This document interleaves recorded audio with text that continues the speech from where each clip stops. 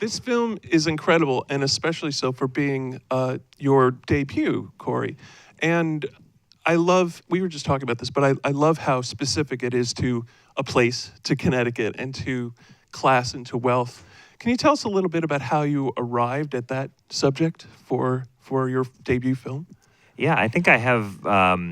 I know I have very messy, complicated feelings about wealth and privilege. Period. I certainly grew up well off, not at all in this sort of a world, but in St. Louis and with parents who I think were very wanted to be very certain that I never came to covet the sorts of flashy things that are all over this movie. So I think I grew up with a real suspicion of wealth. But also a fascination with it. And I'll remember going over to like my very sort of richest friends' homes as a kid and being sort of seduced by just the feeling of it all. And yeah, that was kind of the starting point for the story. That and then this image of a horse euthanasia that really kind of got under my skin in an interesting, productive way. I am an animal lover. I really like animals, believe it or not. And he wants to say that for the record. Yeah, for the record. But yeah, that image really got to me, and I think often my best writing comes from sort of a fear-based place. Well, it's wonderfully fearful. It's a wonderfully vicious film, and I say that in a way that's as strongly positive as I can muster. And your performance is just incredible. Really, really just mean, lovably so. And we talked about this, but I do have to ask you: Did you find? I mean, what swivels these characters to criminality, to murder? Are they lonely? Do they have just too much time on their hands? What's the essence of their attraction, do you think? I think they, you're certainly right. They are pretty bored. There's not much that's going on. Even though there's a lot that's going on, I think they're very insulated in their own community. But what really drives the two of them from my point of view, is that they both have qualities that the other doesn't, that they desperately covet and are unattainable to each other.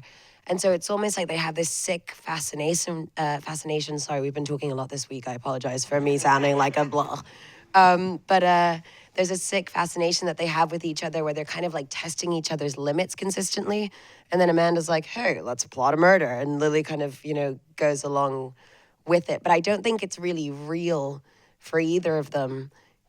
Well, actually not for Amanda, but for Lily. I don't think it's a really real thing until Amanda starts goading her into it. You know what I mean? And then it becomes a thing of, can I rise to this challenge? Can I be this person that Amanda sort of, kind of suggested that she can't really be? And that's where Lily kind of begins to thrive in her dark way. It's dark, but I wonder, is it true, or did it feel true to you, to your teenage age experience? I mean, obviously not the murder part, but is there an element about their psychology that feels real in that sense? Totally. I mean, luckily not the murder part. Someone actually asked me the other day if I had drawn on past experiences, and I was like, no. That's not exactly what I mean. Yeah, no, I'm teasing you. But no, I think that there is, female friendships are so fascinating because you're still trying to figure out who you are, and you're testing the limits of, the adult that you're going to become. And so the two of them together really drive each other to this place. But I also think, there's a line that Mark says where he goes, we're all just offshoots of your imagination. We're all your maids, we're all your personal trainers. And I think being that self-involved and not having a view of the outside world in that way can sort of project this ideal that you can get away with stuff like that. Again, have never attempted murder, but, The film also gives you and Olivia a lot of room to interact and a lot of beautiful long takes that you designed for this, Cory. How important was that to you in terms? It's very generous to the performances, letting them just play out over lengthy. I mean, was that part of your? Yeah, well, it started as a play. My background is in playwriting, and certainly we wanted it to be as cinematic an experience as possible. I didn't want it to just feel like a filmed play, but I think it still has a lot of those theatrical rhythms, and it still has that play-like quality where it's real kind of set pieces, like the moments in which the big story points and the changes occur are dialogue scenes. Sort of the dialogue scenes are the core of it for me, as is their relationship. And so, yeah, I think there's on the one hand, it was very fun getting for the first time to play with the tools of cinema that are unique to the medium, and being able to use editing. I had an amazing editor work on this film, Louise Ford. But it was also very exciting to have certain moments where we let the actors set the rhythm in the way that you would in a stage play. And I think an audience can always kind of sense when they're seeing a real unmodified performance unfolding. And so we had, a couple of those moments where it's sort of, we just sit in a 2-shot for a while, and then we have a couple, particularly one kind of sequence that was designed to be both theatrical in its continuous dialogue and cinematic in its camera movement. That's the one down in the wine cellar. Sure. Did you actually put it on as a play, or was it just an idea at first? Just because of the way it all came together, we never did. So it was in kind of the late stages of writing the play, the last couple drafts, that I started feeling like it should be a film, and that I started having the beginnings of an opportunity, seeing a door, creak open just an inch to potentially get it made as a movie. And when I saw that opening, I reached out and grabbed it with both hands, to mix my metaphors, and gave up on, not gave up, but put the play aside. Sure. And I think the story works better as a film than it would have as a play. Absolutely. Annie, I have to ask you this: does the technique work? That's such an amazing thing that we see. Well, both Liv and I did try it at home. And not really. I don't think so. But Cory knows where this sort of idea came from.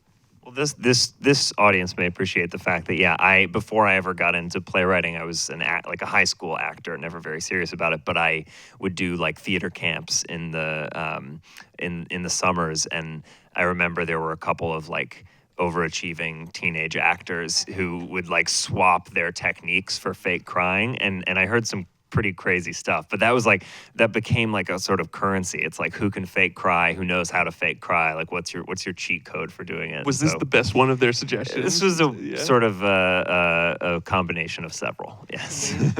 But it's funny in the film, but it also gets at that amazing that schism between, I think, these two characters.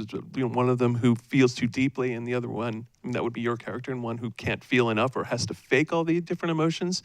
And we were talking about this, the fact that they sort of swap by the end of the film. What a beautiful movement that the film has in that. Was that something that you and Olivia kind of collaborated on and worked on in terms of like copying each other's psychology? It was really strange, actually. We didn't have any time. We had like 2 days to rehearse, and rather than rehearsing the scenes, we sort of sat down and tried to figure out how these characters knew each other, what was our history, before. Because when you see us first meet in this movie, we're essentially estranged, familial friends, kind of. Right, there's talk about play date. That was exactly. But it was so strange. I've been very lucky to work with a lot of very talented actors, but I'd never felt such a chemistry as I did with Olivia, where we were just very physically, emotionally, and mentally aware of each other and each other's movements. And, day one, I would be across the room and I would do this, and I'd look over and she'd be doing the exact same thing at the same time. And I was like, whoa, okay, that's cool. And then by the end of the first day, as you've seen, because the dialogue is so heavy and on top of each other, we essentially became symbiotic beings where we moved at the same time and kind of followed a similar tempo. And I think that really helps with these two characters, because they sort of do a helix where they start off at very opposite ends of the spectrum and then come together and become very symbiotic and then go apart again. So hopefully you can feel that chemistry on screen. You've called it symbiotic snakes. Yeah, it is very serpent-like. I'm so bummed to have to ask this question, but can you tell us a story about what it was like working with Anton? It's incredible to me that he's gone. What was it like collaborating with him on set? Something that I've started to say, just because I hope everybody understands this, is that it's very difficult to talk about him as a person because he is our friend and we really miss him. But it's not difficult at all to talk about him as a performer because, as you've just seen, I mean, he pops off screen with such incredible energy, and he took a role that, in the hands of a lesser actor, I think could have been quite minor, and instead he's the perfect counteract to these two, hopefully measured and subdued performances, and he's just so wonderful, and it's been incredible to tour this movie because he's so unanimously loved, and to see people appreciate him, and to see how much they miss him too. It's just really special. And I would just add too that he was such a really deep student of film and film history, and that some of our early conversations, as soon as he took on the role over the phone, and then in Cohasset where we shot it, he introduced me to such a sort of wealth of references, and made me feel like I knew nothing about film noir in particular, but in the most sort of generous and playful way, and I think he had such an image of how his character would behave and dress, and sort of some of the emotional layers of the character, and it was an amazing photographer in addition to being a great actor, and just a sort of incredible all-around artist. And I think in his fingerprints, I hope, are sort of over a lot of the film beyond just his own performance. And I'm glad that the movie is a piece of his legacy, because it is a very a wide-ranging and impressive legacy, particularly for such a young guy. Absolutely. And watching the film, I'm struck by how Tim, his character, is actually one of the few people who's performing. Like, Tim himself is kind of playing at being this badass drug dealer, right? And I wonder if his his soulfulness allowed you to get even more vicious. Oh, completely. I mean, he's arguably the moral compass of our film. And I mean, like, you've just met his character. That's not something that's easy to do. And the scene in the bathtub when you're watching these two women just manipulate and kind of beat the hell out of this poor guy that we've just actually physically beaten the hell out of. He really wanted to get that scene right, and it was amazing watching him work like that, because both Olivia and I were watching him do the scene over and over again, being like, this is amazing. Like, dude, leave it. Like, it's really good. And he wanted to get it perfectly right, because I think he understood that Tim is a tragic character. And I, at least, I mean, maybe this says something about me, I'm really rooting for Tim. I want things to go well for him. And I think that's Anton's huge heart. He has an incredible capability of taking weird, quirky characters and making you empathize and care about them. Something else, taking weird, quirky characters, I very much appreciate your commitment to working with first-time filmmakers. And we saw you in The Witch, and we love your commitment to that sort of indie side, as well as larger movies that you do as well. And I wonder, not going to embarrass you here, but what is it like when you step onto a set with a first-time filmmaker? What's the vibe there? Well, every director and first-time director is different, because every human being is completely unique, and so they've all got their own way of doing stuff. But I will say, you won't embarrass Cory, but I definitely will. Cory's been very sweet about saying that he was really nervous and anxious on his first day. And we did not see that at all. We saw this 6'5" graceful unicorn just come onto this set. And, it was as if he had lived there forever. And he was very unhurried and moved with a quiet grace and an understanding, and was very kind to his actors and the whole crew. But especially when, these characters have been his babies for a very long time, and then you just sort of like throw them at somebody that's essentially a stranger. And I find that kindness and respect really shone through, because he was very delicate and gentle about how he steered us in a direction, but still allowed us to feel a sense of ownership with the characters. Cory's awesome. That's basically it. the feeling is mutual. When you're making a movie about murderous teenage girls, it's probably fun in the moment, but I'm wondering for both of you if it was kind of like a relief to be done with this shoot, or what it was like kind of stepping out of Lily's body, and was that hard or easy to do? Well, I mean, he was just. Sorry. I very much believe that my characters are real people, and I love them very deeply. And so when playing Lily, it was difficult sometimes because crew members would come up to me as Anya and be like, God, your character's such a bitch. And I'd be like, don't talk about my character that way. Like, she's completely justified, and get quite defensive about her and caring about her. And it was only when the shoot was done that I think I got the sinking feeling that I'd been playing quite a toxic individual for a month. But I still find it difficult to talk badly about her because she's still in, well, no, she's not in me, luckily. But I did live with her for a while. She is the only character I haven't kept a piece of jewelry from, though. I usually keep something from one of my characters, and Lily needed to stay in our version of Connecticut. I couldn't take her with me. It's a strange sort of honor, that distinction. The only one who you had to part ways from. Yeah. But that makes sense in that you can't play a character if you hate them. You have to love them and defend them, really. Yeah. Speaking of, we have an audience here of actors. I'd love to take a question. Let the defense begin. Yes. Do it. If we have time, but please raise your hand high. I've got this light. I see you right there. Right? Yes? Hi. I had a question about the sound. I thought it was really on point. Can you talk about how you put that all together, and did you I know that you started as a play, but did you think about that as you were writing, and how you worked with the sound?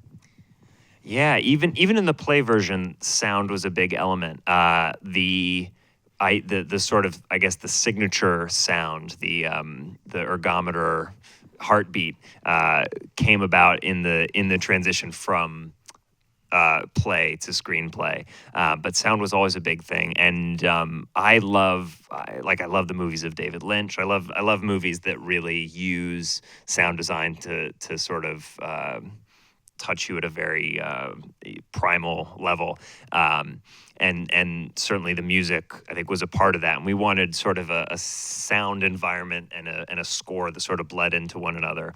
And Eric Friedlander did the score. If you liked his work here, I highly recommend you check him out. He's an amazing cellist and composer. And all of the score was him, a prepared pianist and a percussionist.